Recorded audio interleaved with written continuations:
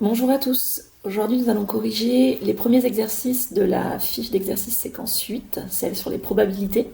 Donc, je vais essayer de vous expliquer un petit peu ce qui est écrit en leçon et prendre le temps de vous expliquer pourquoi, comment on fait. Donc, dans l'exercice 1, je vous lis l'énoncé. Dans une urne, on place 100 jetons numérotés 00, 01, 02, on devine la suite, 03, 04, etc. jusqu'à 99.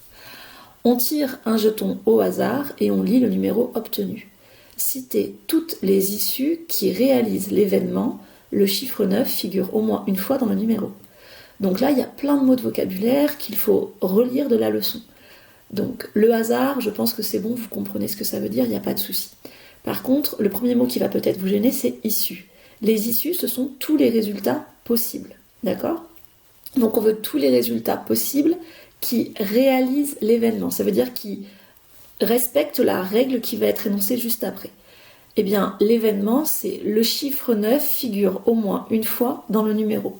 Donc ça veut dire qu'il faut que je donne tous les résultats où le chiffre 9 apparaît au moins une fois.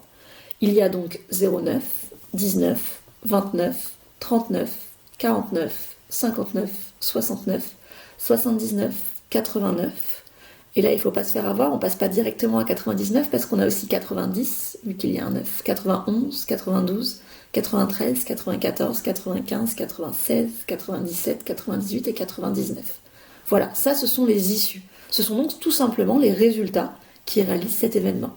Pour le moment, on ne s'intéresse pas à la probabilité, on s'intéresse juste aux différents résultats qui peuvent correspondre à un événement.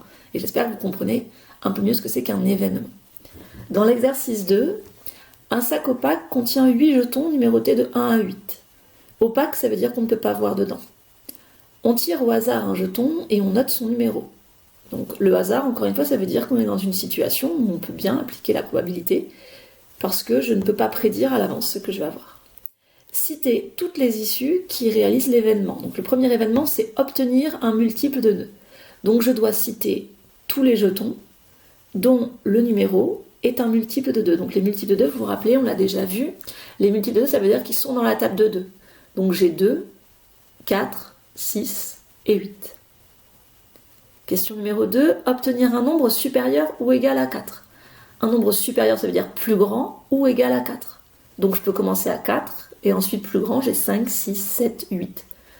J'espère que vous comprenez pourquoi je m'arrête à 8 à chaque fois, c'est parce que les jetons sont numérotés que de 1 à 8. La question numéro 3, obtenir un nombre pair supérieur ou égal à 4. Donc les nombres pairs, vous vous rappelez, ce sont les fameux multiples de 2. Donc il faut que ce soit un nombre à la fois qui est dans la table de 2 et qui est plus grand ou égal à 4. 4 fonctionne, il est bien pair et égal à 4. Ensuite on va avoir 6 et ensuite on va avoir 8. Voici donc la correction qu'il faut noter dans votre cahier. Pour l'exercice 3, désormais, on s'intéresse bien à la probabilité. Donc ça veut dire au nombre de chances qu'on a, en gros. Alors, on tire une carte au hasard dans un jeu de 32 cartes. Au hasard, ça veut dire qu'on ne peut pas prédire à l'avance, on est bien dans le cas d'une probabilité. Donc comme je ne savais pas si vous saviez exactement ce que c'était qu'un jeu de 32 cartes, je vous ai mis une image, ok ? Donc nous avons les trèfles sur la première ligne, les piques, les cœurs, les carreaux, et donc les valets, c'est les fameuses cartes avec le J, ok ? Donc, question numéro 1, calculer la probabilité de l'événement A tirer un valet. Donc, l'événement A, ça veut dire il faut que je regarde combien j'ai de chances de tirer un valet. Alors, je regarde, des valets, j'en ai combien ? J'en ai 1, 2, 3 et 4. Ça veut donc dire que j'ai 4 chances d'avoir le valet. Sur combien de cartes au total ? Eh bien, sur 32. Donc, la probabilité de A est égale à 4 sur 32, 4 32e. Je peux prendre ma calculatrice qui va me trouver que l'écriture simplifiée de 4 32e, c'est 1 huitième. Mais si vous laissez 4 32e, vous avez quand même des points. Question numéro 2. Calculer la probabilité de l'événement B tirer un trèfle. Donc maintenant, je dois réfléchir à combien j'ai de chance d'obtenir donc une carte trèfle. Les trèfles, on l'a vu, ce sont toutes les cartes qui sont sur la première ligne. Donc, si je regarde, la ligne, j'en ai combien ? J'en ai 4, donc j'ai une chance sur 4. Ou alors, je peux prendre le temps de compter les cartes. J'en ai 1, 2, 3, 4, 5, 6, 7, 8. Donc j'ai 8 chances sur 32. De toute façon, ça revient au même que j'écrive 8 chances sur 32, donc 8 32e ou une chance sur 4, un quart. Parce que 8 32e, quand je simplifie cette fraction par 8, parce que 8 c'est 8 fois 1 et 32 c'est 8 fois 4, ça donne bien un quart. Question numéro 3.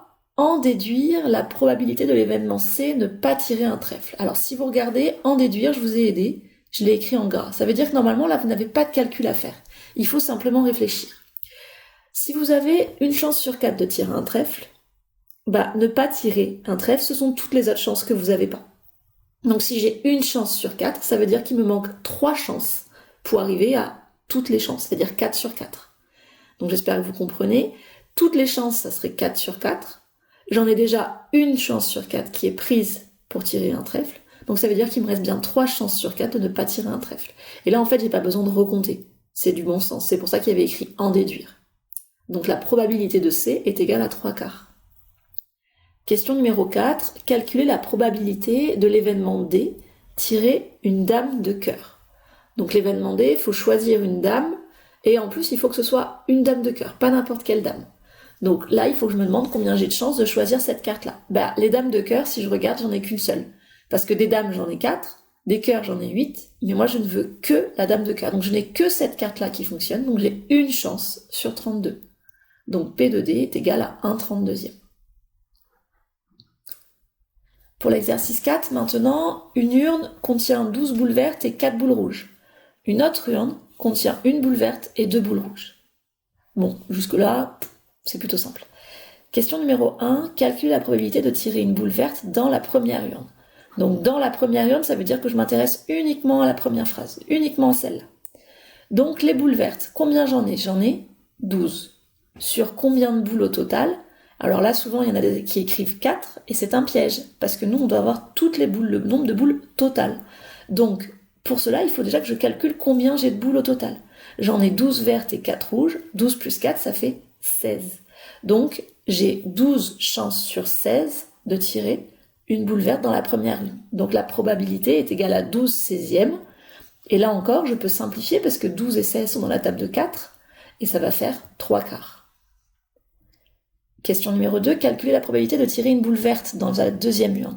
Donc la deuxième urne, ça veut dire qu'on regarde que la deuxième phrase. J'ai une boule verte et 2 boules rouges. Donc la probabilité de tirer une boule verte, c'est j'ai combien de boules vertes ? J'en ai une. Sur combien de boules au total ? Donc là encore, attention, on ne répond pas 2. Des boules au total, j'en ai une plus 2, c'est-à-dire 3. Donc la probabilité dans la deuxième urne est égale à 1/3. Question numéro 3. Dans quelle urne a-t-on le plus de chances de tirer une boule verte ? Eh bien, pour pouvoir comparer les deux fractions que j'ai obtenues, c'est-à-dire 12 16e et 1/3, il va falloir que je trouve leur valeur décimale pour pouvoir les comparer. Eh bien, 12 16e, si je prends la calculatrice et que j'appuie, vous vous rappelez, sur la touche SD, qui permet de passer des fractions à l'écriture décimale, j'obtiens que c'est égal à 0,75. Alors que dans la deuxième urne, 1/3, ça fait environ 0,33. Donc ça veut dire que j'ai plus de chance dans la première urne parce que 0,75 est plus grand que 0,33. Voici donc la correction qui doit être écrite dans votre cahier d'exercice. On passe à l'exercice numéro 5. Donc, l'exercice numéro 5, comme vous le voyez, c'est écrit, c'est un sujet qui est tombé au brevet en septembre 2019. Donc c'est typiquement le genre d'exercice que vous pouvez avoir à faire. On lit l'énoncé. Hugo a téléchargé des titres musicaux sur son téléphone. Il les a classés par genre musical. Donc sur la première ligne du tableau, on voit le genre musical, pop, rap, techno, variété. Et en dessous, on lit le nombre de titres. Question numéro 1, combien de titres a-t-il téléchargé ? Bon, pour connaître le nombre total de titres téléchargés, il suffit donc d'ajouter chacun des effectifs. 35, plus 23, plus 14, plus 28. Si je prends tout ça, ça fait bien 100. Donc, il a téléchargé 100 titres. Question numéro 2. Il souhaite utiliser la fonction lecture aléatoire de son téléphone, qui consiste à choisir au hasard parmi tous les titres musicaux téléchargés un titre à diffuser. Donc dans cette phrase, ce qui est important, vous avez vu, c'est qu'il y a écrit au hasard. Au hasard, ça veut dire qu'on est en train de s'intéresser aux probabilités. Tous les titres sont différents et chaque titre a autant de chances d'être choisi. Là encore, ce qui est important, c'est qu'il y a autant de chances pour tous. Ça veut dire qu'on est dans une situation d'équiprobabilité. Donc l'équiprobabilité, c'est quand il y a la même chance pour tous. On s'intéresse au genre musical du premier titre diffusé. Petit a, quelle est la probabilité de l'événement obtenir un titre pop? Obtenir un titre pop, ça veut dire je dois choisir au hasard et voir combien j'ai de chances d'obtenir un titre pop. Donc, comme tout à l'heure, combien est-ce que j'ai de titres pop? J'en ai 35. Sur combien de titres au total? C'est ce qu'on a calculé à la question 1, c'est 100. Donc ça veut dire que la probabilité d'obtenir un titre pop est égale à 35 centièmes, ou 0,35 en écriture décimale. Petit b, quelle est la probabilité de l'événement le titre diffusé n'est pas du rap? Donc là, il faut que je choisisse un morceau qui ne soit pas du rap. Eh bien, première chose à faire, déjà, il va falloir compter combien est-ce que j'ai de morceaux qui ne sont pas des morceaux de rap. Eh bien, j'ai pop, techno et variété. Donc dans un premier temps, déjà, je dois calculer 35 plus 14 plus 28. 35 plus 14 plus 28, ça fait 77. Ça veut dire que la probabilité que le titre diffusé n'est pas du rap est égale à 77 sur 100, 77 centièmes, et c'est égal à 0,77. Question numéro 3. Un fichier musical audio a une taille d'environ 4 mégaoctets. Sur le téléphone d'Hugo, il reste 1,5 gigaoctets disponible. Il souhaite télécharger de nouveaux titres musicaux. Combien peut-il en télécharger au maximum? Et vous avez un rappel en dessous qui vous rappelle que 1 gigaoctet, c'est égal à 1000 mégaoctets. Donc, même s'il n'y avait pas eu le rappel, la première chose qu'on aurait pu voir tout de suite, c'est que j'ai un problème d'unité. Là, on parle en mégaoctets, là, on parle en gigaoctets.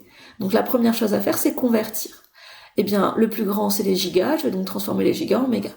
1,5 gigaoctets, si j'applique cette règle, c'est égal à 1500 mégaoctets.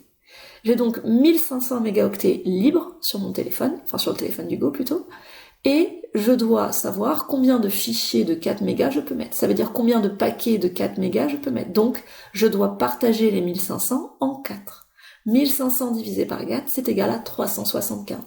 Il peut télécharger 375 titres au maximum.